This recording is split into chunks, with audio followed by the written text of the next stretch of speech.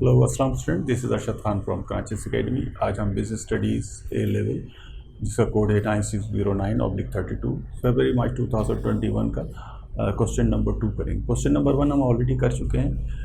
आप इसके insert sheet से केस स्टडी पढ़ लीजिएगा, उससे तमाम आपको जो सिनेरियो समझ में आ जाएगा। अब हम डायरेक्ट जा रहे हैं क्वेश्चन नंबर 2 पे। क्वेश्चन नंबर 2 न्यूमेरिकल का सवाल है, बहुत ही आसान सवाल है। जो फाइनेंस के अकाउंट्स के जो स्टूडेंट्स उनके लिए बहुत ही आसान है। इसमें ये कहा गया refer to appendix 1, calculate the, हमें क्या कैलकुलेट करना है, गेयरिंग रेशियो कैलकुलेट करना है और दूसरा है प्रॉफिट मार्जिन। तो गेयरिंग रेशियो क्या फार्मूला क्या है? गेयरिंग रेशियो का फार्मूला है long term liabilities divide by capital employed. तो लॉन्ग टर्म लाइबिलिटीज़ अगर हम सवाल में देखो तो हमें दिया हुआ है 6 मिलियन लॉन्ग टर्म लाइबिलिटीज़ है और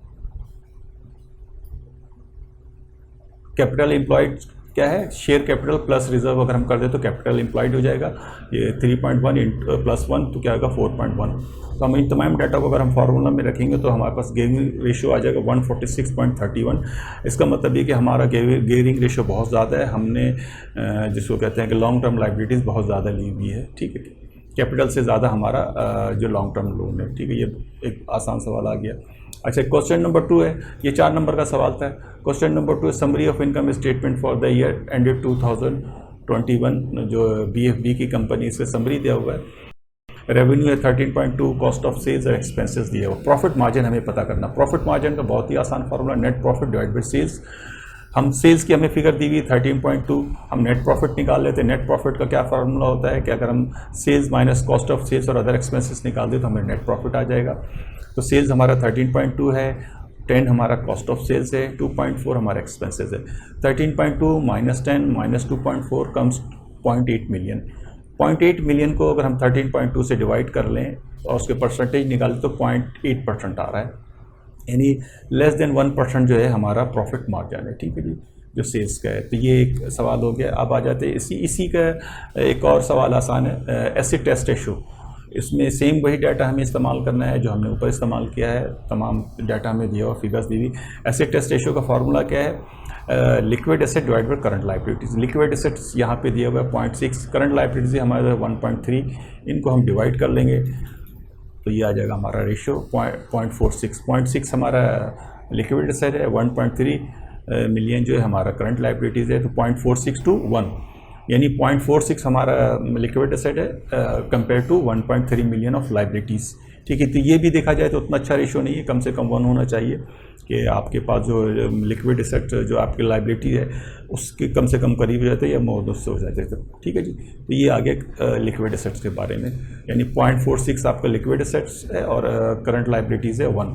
तो ये इसका रेशियो आ रहा है। ये 2 नंबर का आसान सवाल था। अब हम आ जाते हैं क्वेश्चन नंबर 2 के बी पे कि recommend whether Ella and John should accept TT's offer, justify your recommendation. अच्छा, टीटी जो है इस सवाल में एक ऑर्गेनाइजेशन है जो इनको ऑफर करती है कि अगर हम BFB खरीदें, उसका मैंने एक्सट्रैक्ट यहाँ पे आपको लिख के दे दिया ताकि आपको समझ में आ जाए। टीटी ऑफर्स क्या है? TT's offers, BFB has been approached by TT, a leading bicycle manufacturer. TT has offered to buy 55% of the shares in BFB for $7 million. This would provide the finance BFB requires for the further expansion. Ayla and John would remain as directors of the business with responsibility for major strategic decision. TT company जो BFB के पास आती है और BFB से कहती है कि ठीक है, अगर हम फिर मैं 55% शेयर आपसे ले लेता हूँ और आपको उसके अगेंस्ट में $7 मिलियन देता हूँ, इससे आपको फर्दर एक्सपेंशन में आसानी होगी। और एला जॉन को उन्होंने कहा कि ठीक है, आप डायरेक्ट बिजनेस के डायरेक्टर रहेंगे और सेम रिस्पॉन्सिबिलिटी रहेगी और जो भी मेजर स्ट्रेटेजिक डिसीजन होगा वो सब आप ही लेंगे। तो हमसे सवाल ये है कि recommend whether Ella and Jude should accept TT's offer, justify your recommendation. हमें ये बताना है कि क्या हमने जो टीटी ने ऑफ़र दिया इसको हम एक्सेप्ट करें या नहीं करें। अच्छा, ये सवाल जो है 12 नंबर का है और हमने ऊपर 8 नंबर का जो है, बल्कि 10 नंबर का, 4 और 4 8, और तो 10 नंबर का न्यूमेरिकल बहुत ही आसान है, ये किया हमने। और ये 12 नंबर का, ये तो 22 नंबर का सवाल है, काफ़ी बड़ा सवाल है मगर उतना मुश्किल सवाल नहीं है। अच्छा, अब सबसे पहले हम देख लें कि टेक ओवर होती ही क्या चीज़ है। फैक्टर इन्फ्लुएंसिंग द डिसीजन, सही ना। To cope with growing demand in 2021, Ella open new factory in country C. Country C में एला जो है वो एक नई कंपनी नई फैक्ट्री लगाने चाह रही जिसकी वजह से उनको पैसे चाहिए। अच्छा, एला is also 35 years old, worried that existing free trade agreement between countries C and two other countries may end soon. Most BOP exports are to those two countries and sales are growing. अच्छा, एला की जो है ज़ायबत उम्र के साथ साथ उनको वरी हो रही कि हमारे जो ट्रेड एग्रीमेंट है बिटवीन सी और दूसरे और कंट्रीज़ के दरमियान वो बहुत जल्दी ख़त्म हो जाएगी। एक्सपोर्ट तो इन दो और बहुत से मुल्कों में एक्सपोर्ट इनकी बढ़ रही हैं। BFB has invested 3 million in the factory using loan. अच्छा, BFB ने $3 million लिया है लोन और उससे फैक्ट्री बनाई है। TT has offered $7 million for 55% share in the company. Ayla and John would be directly responsible to having major power of the decision making. जैसे सवाल में बताया था कि TT $7 million दे रहा है और 55% अगेंस्ट शेयर में, और एला जॉन को ये एक अपॉर्चुनिटी दी कि आप तमाम रिस्पॉन्सिबिलिटी आप ही के पास है कोई डिसीजन मेकिंग के लिए और फर्दर बिजनेस ग्रो करने के लिए। ठीक है, अच्छा अब हम इसको देख लेते हैं। ये जो हमें जो नॉलेज है, हमें चीज़ें दी हुई केस स्टडी, वो उसको हम अप्लीकेशन के हवाले से देख लेते हैं।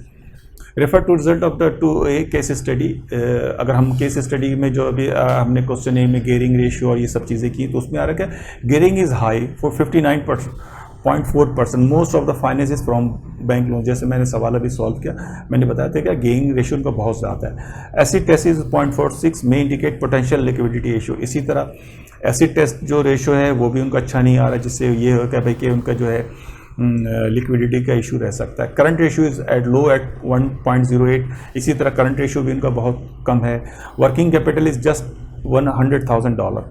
Profit margin is 6.06 is not sufficient for financing growth. अच्छा, प्रॉफिट मार्जिन भी उनका बहुत ही कम है, 6.06 पर है, जो कि उनके ग्रोथ के लिए सही नहीं है। BFB has borrowed substantial funds to finance growth. अच्छा, BFB ने बहुत ज़्यादा फंड जो ले लिया है फाइनेंस ग्रोथ के। Accepting the offer would mean that Ella and John no longer control the business. अच्छा, TT ने जो ऑफ़र किया, अगर इसको एला एंड जॉन एक्सेप्ट कर लेते तो उससे ये रहेगा कि इनके नो डाउट ये डायरेक्टर तो रहेंगे, डिसीजन मेकिंग में इनका इन्वॉल्वमेंट होगा, मगर इनका उतना कंट्रोल बिजनेस में नहीं होगा। Ella and John haven't take any dividend yet. अच्छा, अभी तक जो भी बिजनेस में इनकम हो रहा था वो सब के सब बिजनेस इन्वेस्ट करते जा रहे थे, इन्होंने अभी तक कोई डिविडेंड दिया। TT will support BFB plan for growth. अच्छा, TT ने ये कहा कि ठीक है, अगर जो भी आगे बिजनेस में आपका ग्रोथ होगा उसमें आपको सपोर्ट देंगे।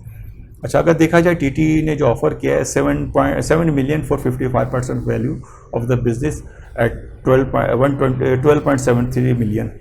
अभी बिजनेस जो है उनका $12.73 million है, और उसके अगेंस्ट में जो 55% $7 million वो जो बहुत ज़्यादा बन रहा है।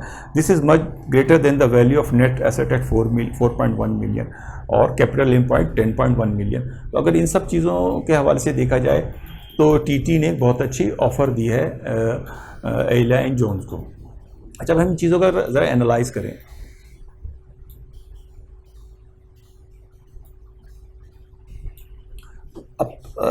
Profit insufficient to finance growth, therefore borrowing is increasing and this is increasing risk in the business।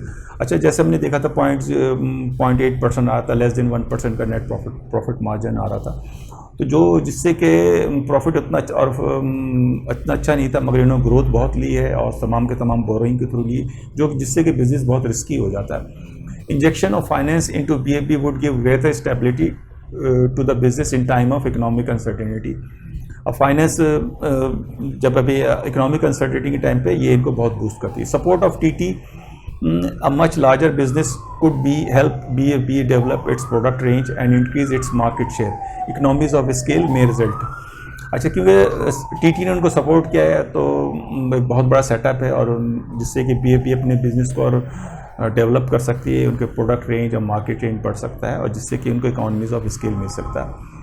Move into cycling accessories or mountain cycle is risky and therefore need to shore up the finance of the business. Support given to growth would generate profits and enable Ayla and Johns to take a dividend from the business।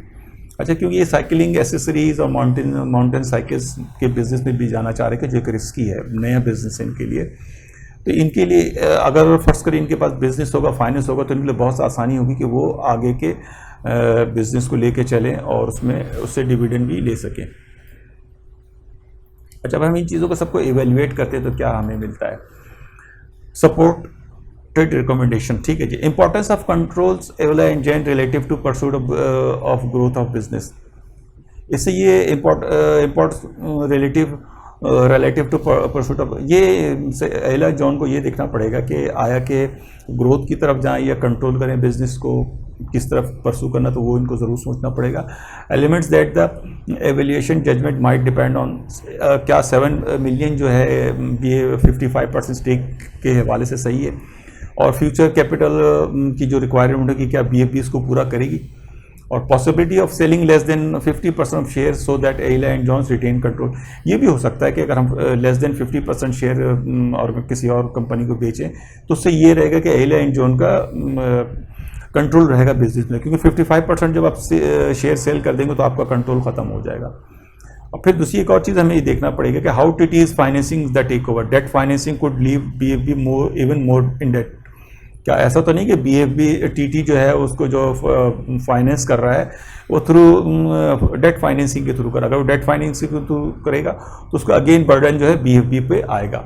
What is TT's underlying motive, TT जो है ये take over क्यों करना चाहता है, क्या उसके underlying motive है, बिजनेस ग्रो करना चाहता है, नई मार्केट में जाना चाहता है, या इनको सपोर्ट करना चाहता है, क्या मोटिव है, ये भी हमें समझना पड़ेगा।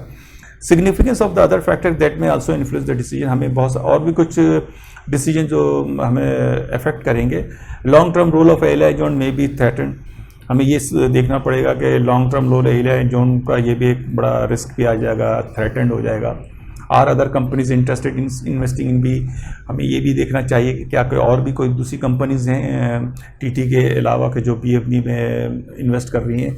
पॉसिबल कल्चर क्लैश, ये भी हो सकता है कि देखें कि अगर हम TT और BFB, TT जो BFB को टेक ओवर कर लेता है तो ये भी एक पॉसिबल कल्चर क्लैश है। वहाँ पे TT का क्या कल्चर है बिजनेस ऑर्गेनाइजेशन कल्चर का, और BFB का, क्योंकि BFB में जो सेंट्रलाइज कंट्रोल अथॉरिटी है, तमाम के तमाम अथॉरिटी, डिसीजन मेकिंग और ये सब चीज़ें जो है एला जोन्स में है।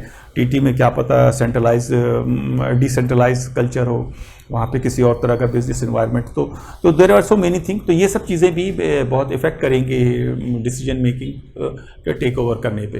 तो स्टूडेंट ये क्वेश्चन नंबर 2 है the end of question number 2। Question number 2 पे आप जाइए, न्यूमेरिकल भी है, थ्योरी का भी सवाल है, और काफ़ी अच्छा सवाल है, उतना मुश्किल सवाल नहीं, और ये 22 नंबर का सवाल है तकरीबन, तो आप इसको आराम से सॉल्व कर सकते हैं। थैंक यू, अस्सलाम वालेकुम।